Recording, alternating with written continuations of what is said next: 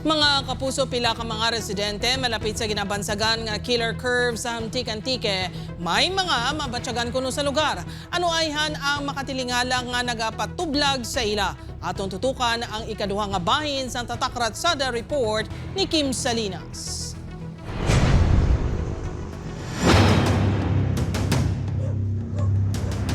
Concrete barrier ang nagaserve guide sa motorista nga nagalabay sa kilometer 73 o kunabansagan nga killer curve sa Hamtik.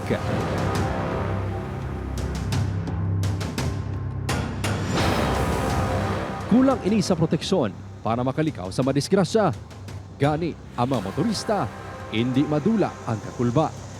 Apang luwas sa kahangawa nga mga aksidente, may nagkatublag pa sa mga residente. May bata nga nagahibi.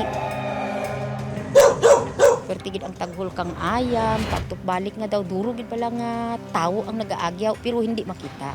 Pag sunod nga adlaw kato, sira ka residente dyan na batian na nga ang daw hibi ka bata. Dira ka nakita ang lapsag. Mga gamay ka to ba ang bigin isang nagkuha ka to, ano rin ang manyika lang kay may nakabalot ka to nga daw lampin. Ginakwat na dahumok kag inita na. Magaw na karapatay rin na. Madamo na sa nabatian nga istorya ang barangay officials sang Igbukagay Hamtik. Tuhoy sa hindi matungkad ng mga misteryo o kung makatalingala nga eksperyensya sa lugar. Nagakatabo na ini antes pa man nahulog sa pila sang bus sang 2023. Ang senior citizen kag tumandok sang lugar nga si Arturo nahadlok maglamay sa kilometrahe 73. Una ko lang isa matulog na, adlok ko. Ito kinakordam ko lang. Siyempre makita yung patay nga gawral ilan na sa igat karsada eh. Kung may mga nakitaan kag nabatian, may iba naman nga daw sa wala lang. No, normal lang man sa gyapon ng sitwasyon dira wala man sing nabatyagan. Ini karon ang sitwasyon sa ginabanta 70-meter high nga pilas diri sa barangay Igbukagay Hamtik-Antique. Diri pa sa gihapon mga kapuso ang ini ang series bus nga nahulog sang tuig 2023. Tungod sa madamo nga aksidente kag nagtaliwan sa lugar, nagapati ang exorcist priest nga si Reverend Father Villa nga posible mangin mariit na ang lugar kag makaimbitar sang dugang pa nga mga disgrasya.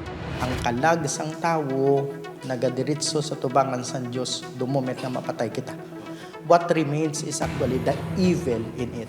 Ang evil na sang inhostisya, ang evil sang unforgiveness nga natabo didto, ang evil sang trauma nga ana didto. Ang pinakamaayo nga himuon sa sining nga mga sitwasyon, magpangamuyo.